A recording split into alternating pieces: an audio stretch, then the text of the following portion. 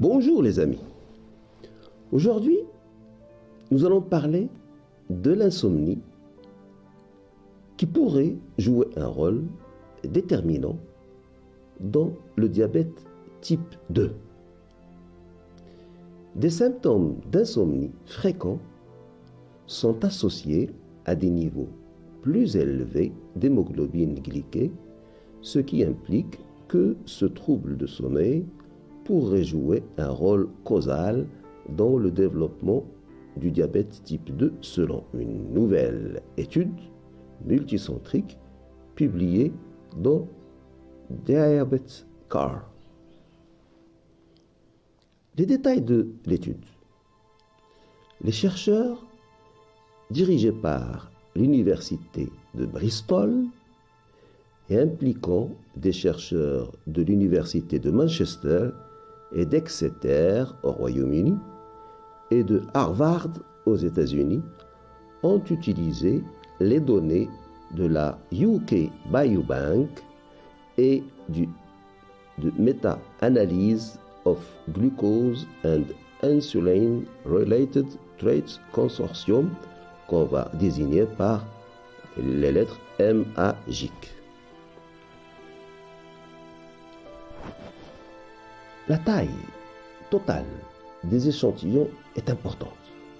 Ainsi, la UK Biobank a fourni 336 999 participants avec un âge moyen de 57 ans et 54% de femmes. L'autre organisme, ce que j'ai appelé MAGIC, a fourni 46 368 cas avec un âge moyen de 53 ans et 52% de femmes. Donc, un total de 383 367 participants. C'est très important.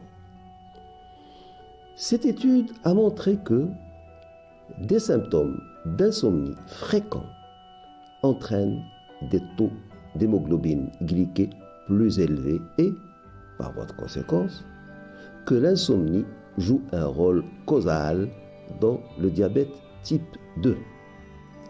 Ces résultats pourraient avoir des implications importantes pour le développement et l'évaluation de stratégies visant à améliorer les habitudes de sommeil afin de réduire l'hyperglycémie et de prévenir le diabète.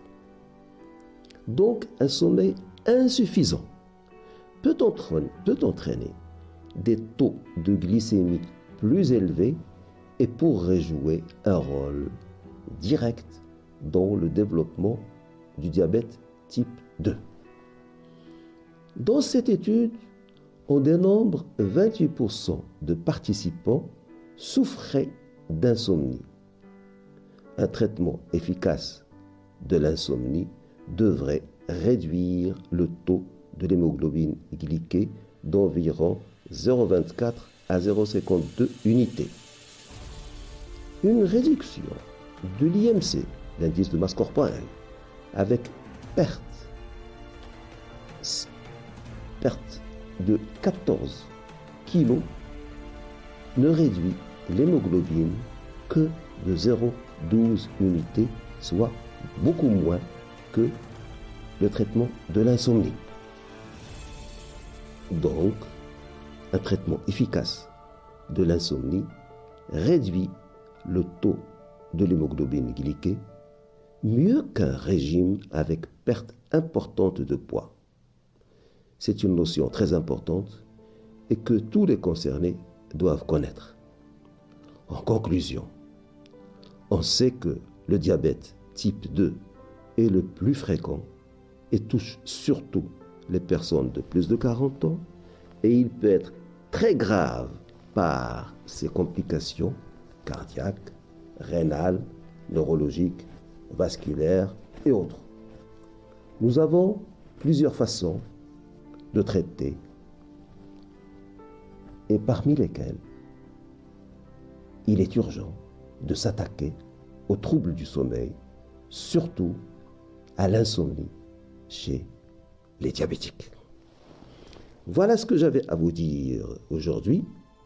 Si vous avez aimé la vidéo, vous pouvez liker, comme vous pouvez vous abonner en cliquant sur la clochette pour ne rater aucune autre vidéo. Flash Actu Santé vous remercie de votre attention et vous donne rendez-vous demain. Au revoir.